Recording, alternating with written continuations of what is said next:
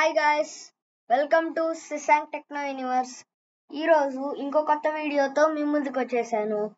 ఈరోజు ఈ వీడియోలో నేను కోడ్ బ్లాక్స్లో 2 ఇంటీజర్స్ని యాడ్ చేయడానికి కోడ్ ఎలా రాయాలో మరి దాన్ని ఎలా ఎగ్జిక్యూట్ చేయాలో చేసి చూపిస్తాను. సో ఇప్పుడు ఫస్ట్ మనం సెర్చ్లో కోడ్ బ్లాక్ సెర్చ్ చేయాలి. కాబట్టి కోడ్ బ్లాక్స్, ఇక్కడ కోడ్ బ్లాక్స్ ఐకాన్ మీద క్లిక్ చేసి ఓపెన్ చేస్తాం.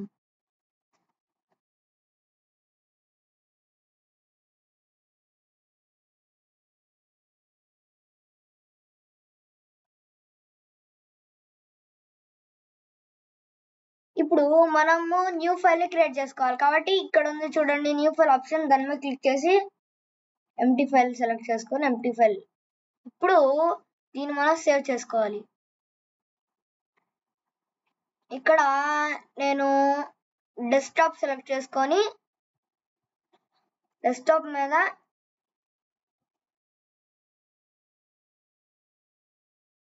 edition.c అని సెర్చ్ చేసుకుంటున్నాను.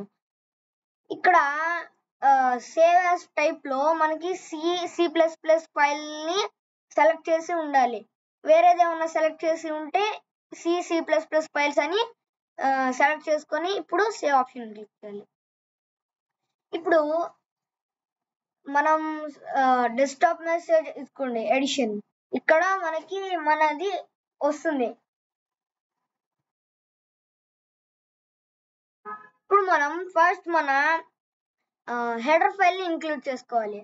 కాబట్టి మనం హ్యాష్ ఇంక్లూడ్ యూస్ చేస్తాం. కాబట్టి hash include open brace stdio.h. stdio.h అంటే standard input and output header file. ఇప్పుడు మనం మెయిన్ ఫంక్షన్ రాస్తాం. Main open brace close brace. ఇప్పుడు ఓపెన్ బ్రేస్. ఇప్పుడు మనం మన ప్రోగ్రామ్ కి కావాల్సిన వేరియబుల్స్ ని డిక్లేర్ చేసుకోవాలి. మన ప్రోగ్రామ్ ఎడిషన్ ఆఫ్ 2 ఇంటీజర్స్ కాబట్టి మనం 2 ఇంటీజర్స్ వాల్యూని యాడ్ చేసి ఒక వేరియబుల్ లకి స్టోర్ చేస్తాం. కాబట్టి ఇంట్ a, b, c. ఇప్పుడు మనం ఏ వాల్యూని బి వాల్యూని యాడ్ చేసి సిలో స్టోర్ చేస్తాం, అంటే సిలో అసైన్ చేస్తాము. ఇప్పుడు మనం ఇక్కడ ఉన్న ఓపెన్ బ్రేస్ తర్వాత నుండి ఆ ఓపెన్ బ్రేస్ లోపల ఉన్న ప్రతి సెంటెన్స్ కంప్లీట్ అయిన తర్వాత సెమీకోలన్ పెట్టాలి. సెమీకోలన్ లేకపోతే మనకి ఎర్రర్ వస్తుంది. అండ్ మనం ప్రతి లైన్ ఇందులో ఉన్న ప్రతి లైన్ కి సెమీకోలన్ పెట్టాలంటే ఆ సెంటెన్స్ కంప్లీట్ అయిపోయింది అని అర్థము.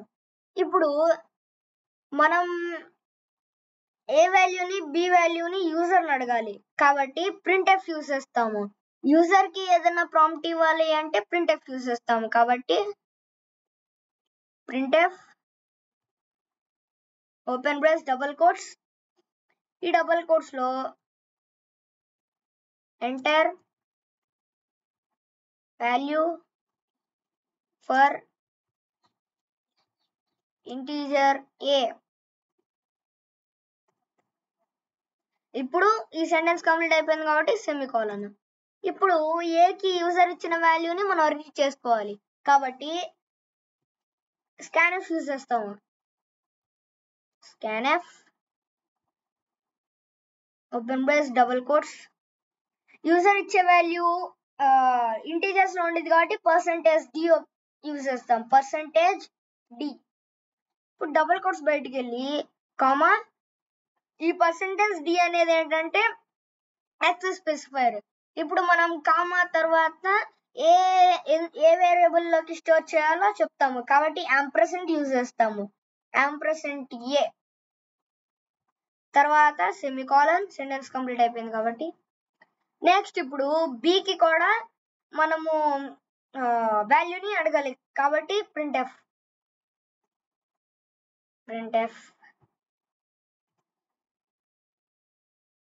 Enter value for integer b. ఈ సెంటెన్స్ కూడా కంప్లీట్ అయిపోయింది కాబట్టి సెమీకోలన్. ఇప్పుడు నెక్స్ట్ b వాల్యూని రీడ్ చేసుకోవాలి కాబట్టి scanf. ఈ scanf లో 2 పార్ట్స్ ఉంటాయి. అంటే ఈ %d అనేది ఒకటి, యాంపర్సెంట్ a అనేది ఒకటి. అట్లాగా ఈ %d ఏమో యాక్సెస్ స్క్వేర్, ఈ %a అంటే ఎందులోకి స్టోర్ చేయాలి అని. Open brace double quotes. ఇప్పుడు ఆ వాల్యూ కూడా ఇంటీజర్సే కాబట్టి %d యూస్ చేస్తాము. %d comma %b. ఈ సెంటెన్స్ కూడా కంప్లీట్ అయిపోయింది కాబట్టి సెమీకోలన్. సెమీకోలనే చాలా మెయిన్. మనం ప్రతి సెంటెన్స్ కి సెమీకోలన్ పెట్టాలి. ఇప్పుడు మనం మన మెయిన్ లాజిక్ ని రాస్తాం. అంటే మన ప్రోగ్రామ్ ఏంటంటే ఏని బిని యాడ్ చేసి సిలోకి అసైన్ చేస్తాం కాబట్టి మన లాజిక్ ఏం రాస్తామంటే c = a + b semicolon. c = a + b ని చదవటం కూడా c is assigned by a + b అని చదువుతాము. ఇప్పుడు c = a + b లాజిక్ అయిపోయిన తర్వాత ఆ వాల్యూని యూజర్ కి డిస్ప్లే చేయాలి కాబట్టి printf యూస్ చేస్తాము. printf the sum of integers a, b is. ఇక్కడ మనం c అని రాసిన లాజిక్ లో c లో స్టోర్ అయిన వాల్యూని రావాలి కాబట్టి అది %d ఇంటీజర్సే కాబట్టి %d. సో ఇప్పుడు మనం డబుల్ కోట్స్ బయటికి వెళ్ళి కామా c అంటే c లో ఉన్న వాల్యూ ఇక్కడకి వస్తుంది. సో ఇప్పుడు మన ప్రోగ్రామ్ కంప్లీట్ అయిపోయింది. కంప్లీట్ అయిపోయిన తర్వాత మనం ఒకసారి సేవ్ బటన్ క్లిక్ చేయాలి. సో ఇప్పుడు ప్రతి లైన్ కి సెమీకోలన్ అన్ని కరెక్ట్ గా ఉన్నాయని చెక్ చేసుకోవాలి. మనం సేవ్ ఆప్షన్ మీద క్లిక్ చేసి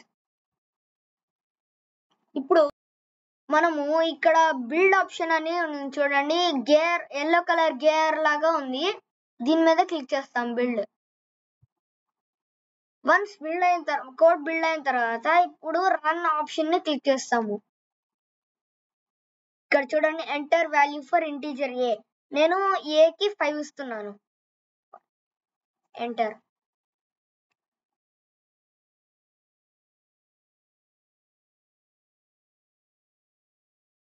ఇప్పుడు enter value for integer b.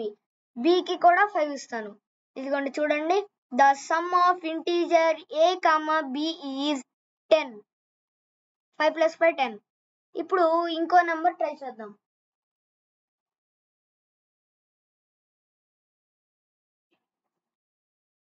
ఇప్పుడు మళ్ళీ రన్ ఆప్షన్ క్లిక్ చేసి మాక్సిమస్. ఇప్పుడు నేను 20 ఇస్తున్నాను, తర్వాత 30 ఇస్తున్నాను. 20 + 30 50. ఇట్లాగ మనం ఎంత పెద్ద నెంబర్ అయినా ఇవ్వచ్చు. ఇక్కడ మనం గనక గమనిస్తే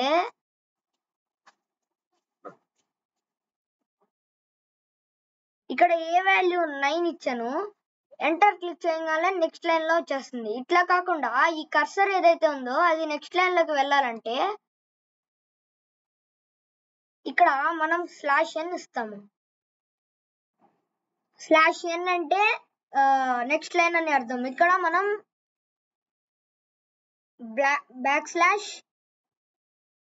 \n స్మాల్, ఇక్కడ కూడా \n.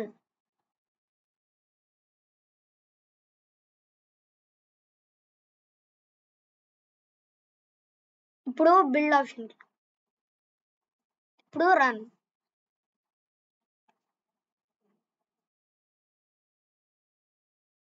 ఇప్పుడు చూడండి ఇక్కడ ఏ తర్వాత ఉండకుండా నెక్స్ట్ లైన్ లో కర్సర్ వచ్చింది. ఇప్పుడు ఇక్కడ నేను 10 ఇస్తున్నాను. నెక్స్ట్ ఇదిగోండి ఇక్కడ కూడా చూడండి నెక్స్ట్ లైన్ లో వచ్చింది. ఇప్పుడు 20 ఇస్తున్నాను. Some is 30. ఈ 30 అనే వాల్యూ కూడా నెక్స్ట్ లైన్ లో రావాలంటే అక్కడ కూడా స్లాష్ అని పెట్టుకుంటాము.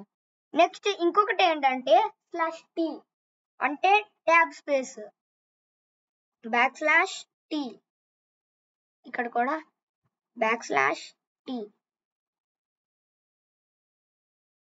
ఇక్కడ కూడా.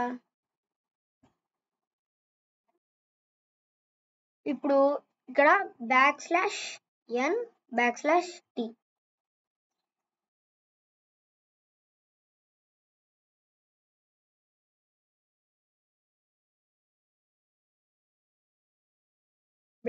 /n/t.